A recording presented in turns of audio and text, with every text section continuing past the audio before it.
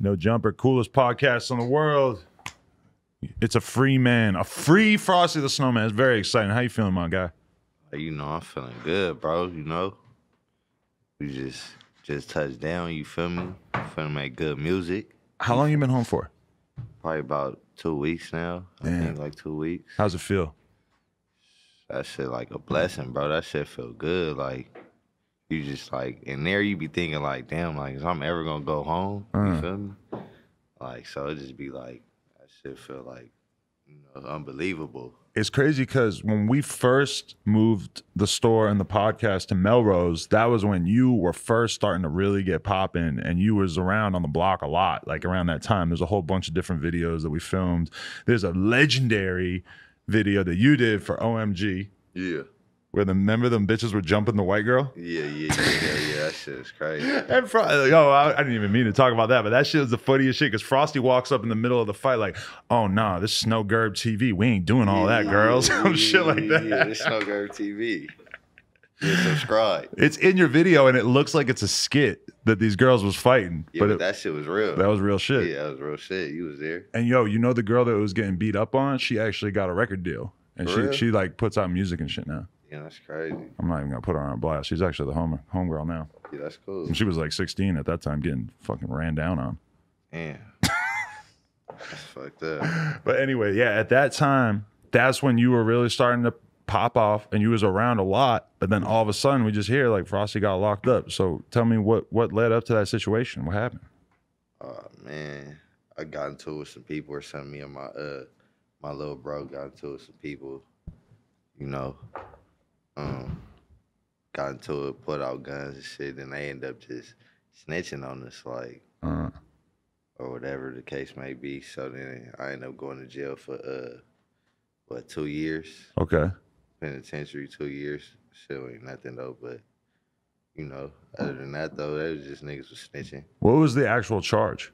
I had like an assault or something like that. I pled to an assault with a deadly weapon. That's it. Damn, so they got you with 2 years. Yeah, hell yeah. I really was supposed to only do 13 months, but I ended up getting caught going live. Oh my God, I seen that on the gram. Yeah, on YouTube. I guess somebody I called with the phone, they ended up giving up the code, and I guess my shit, like some thumbnails or something was up in that motherfucker or something. I don't know what happened, but I ended up getting more time for that, and then just more time for some other weird ass shit. You know, they be fake tripping in there, like police and shit. I don't know. What? Just the guards were tripping on you? Yeah, like on some like disobeying direct orders or some shit. So they ended up giving me 6 extra months. So I had to go through that little shit. Oh, geez, that's gotta suck getting more time while you're in there, huh? Yeah, that sucked. That's the worst feeling ever, especially when your date come that you were supposed to get out and you still there. Ugh. That shit weak. Does everybody start pressing you towards the end when you're about to get out? They start like looking for a reason to give you a hard time, or is that just on TV? You mean like as far as the inmates? Yeah, shit? Like trying to start some shit so that you don't go home, or are they cool about it? I mean, as far as my experience, nah, not really. Like you feel me? Like I don't know. I'm like a nigga. Like you feel me? So it's like niggas was fucking with me, but niggas do tricky ass shit like that. Like you feel me? Like. I stopped letting like niggas come in my cell and shit, like, cause I had a cell phone and shit and all type of shit. So I stopped letting niggas come in my shit, cause that shit like get your shit hot, you feel me? Or nigga drop some weed up in there and now you getting 3 years for stupid shit, you feel me? Are people smoking weed and doing drugs all the time? Yeah. Realistically, they are? Yeah, hell yeah. Yeah. All day, you feel me? You just gotta have money. Cause you were smoking a blunt on live, right? Yeah. That shit was regular though. That shit was like, you feel me? Right. It's just floating around there somewhere. Is the shit expensive as hell though? If you want to get a blunt in jail, it's like you gotta ball out. Yeah, hell yeah. I mean, it's not too expensive, but it's expensive. Like you could sell like a gram of weed in there for like $500, like or something like. What? Some shit, yeah. Wow. You like the nigga if you get that. So you show up there though, and you're already like a popping rapper. You got a bunch of songs. People know you in the streets. This is jail, so it's like if you're even a little bit famous on the outside, then you mega famous in jail, right? Yeah. And you gang affiliated. Yeah. And it's LA, So you show up and like, what's the vibe like? Did you feel like a lot of people were feeling you out? Like, what was it like? Nah, I showed up. I got processed with the nigga Catchy. Oh, I got word. processed with Catchy. So, Free the stink team. Yeah, free Catchy and all them. So what happened? Yeah, I just get in there and it's a gang of enemies, a gang of my enemies. Fought like 5 niggas the first day. Really? Yeah, like, and then after that, I just you just stay right there because that's where they put you. So you gotta live right there. So just stay right there. After that though, everybody just be straight. After you fight everybody or do whatever you gotta do, you feel me? Then you just kicking now. But then whoever new come in, and if niggas is tripping on you or whatever, then you just squabble them, whatever. Then it's whatever. But it usually ends there, like after a fist fight or whatever. Yeah, unless you really got a personal issue with that man, then I mean, you never know. Because I fought one nigga like 3 times. You feel me? Like, so it's like it's whatever, Right, because I was just reaching out to people and I'm saying like, yo, like what you heard about Frosty? What was up with this case? Blah blah blah. And people actually told me they're like, yo, I feel like Frosty has more respect now after doing his time because he stood on his shit when people tried to do whatever while he was in there. Some truth to that? I mean, yeah, I feel like more people like fuck with me or whatever the case may be. I don't know.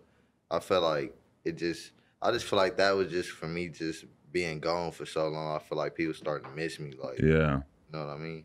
Well, let's be real too. When you were coming out, you were like hothead, talking crazy shit, getting into all kinds of wild ass shit. And like, I don't know, do you feel like being locked up for a couple of years when you were at the height of your popularity, do you feel like that sort of made you a little bit more humble or smarter? Yeah, like jail and prison really, that shit made me like see life kind of like in a different aspect on what shit could be, because that shit could happen to anybody, you know what I'm saying? Like anybody in this room, anybody in this world, you could end up in prison. Right. For the rest of your life just off some dumb shit, off of one mistake, you feel me? So I had a lot of time to think, you feel me? Like think about certain shit.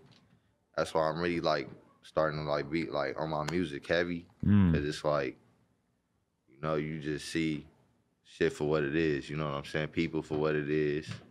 All the shit, you know what I'm saying?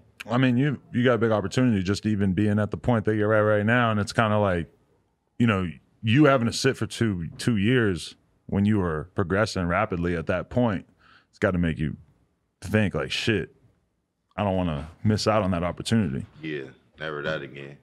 That's all. We ain't going back there. Everything we going forward from now here. Do you look at the way you were living before you went in, that you were just being a little too reckless? Like the situation that you got caught up in, was that something where you really didn't need to take it to that level? Yeah, I could have avoided that, but as far as me being the way I was, I feel like that's just me, you feel me?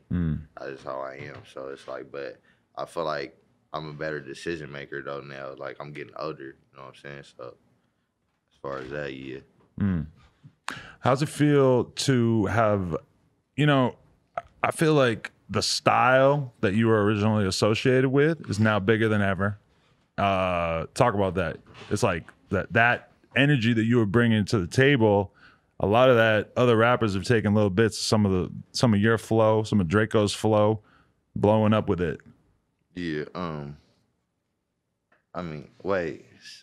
Repeat that. What was the question? I'm just saying, like, I feel like your flow, when we actually look back at it and everything, is like what you were doing lyrically or flow wise a couple years ago. Yeah. A lot of that has become sort of commonplace with a lot of different LA rappers.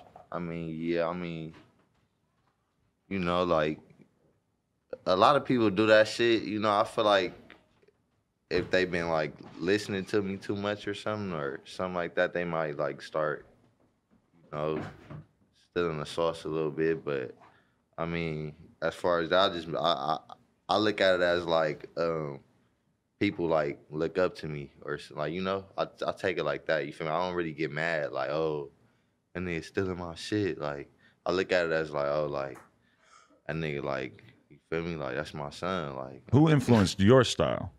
I mean, there's a lot of talk about like the offbeat flow, quote unquote. I mean, as far as my style, I feel like I don't really got no influencers like that. I feel like I listen to a lot of music categories, but I just feel like I'll just be being me on the beat. You know what I'm saying? Like I just be me. Mm. Feel me? Do you have problems with Blueface? Do you not care for him? Do you feel like he bit what you were doing? I mean, no, I don't got no problems with him. You feel me? Like he cool. You feel me? You know him? I don't know him. Okay. I don't know him, but I mean, you know, he cool, bro. You feel me? He doing his shit, bro. You feel me? Yeah, you know, I let niggas be, you know, who they is. You feel me? Fly niggas. You feel me? I don't feel me all that shit, bro. He straight, bro. He doing his shit. But a lot of the stuff is like real similar. The bop shit. Yeah, all that shit. I mean, you know, I mean, that shit ain't nothing, bro. I'm doing me. You feel me? So I'm trying to get on too. You feel me? So. Were you beefing with Draco before you went in? I mean, I wasn't beefing with him, but we had some, you know, exchange words, but it wasn't like no beef. Like, I'm not finna like go shoot at him or nothing like that. Like, All right. feel me? Because like I feel like there's a handful of names. Like Blueface blew up the biggest so far with that sort of biggest style. But then when you come back to it at the end of the day, a lot of that influences back to Draco. And I feel like Draco took issue with your flow because he felt like you were kind of influenced by his flow. But now when we're sort of looking back at it, I could see them as two very different things. Yeah. Shit, I mean, I don't know. Shit, I feel like I got my own shit. You feel me? Like I'm me. You feel me? I mean, niggas be trying to be like me and shit, but I mean, I don't know. I'm just me, bro. You feel me? Like I don't know how to be no other way. You know what I'm saying? It's Curve Nation, bro. You feel me? It is Curve Nation. Yeah, for sure. Featuring M22. Absolutely.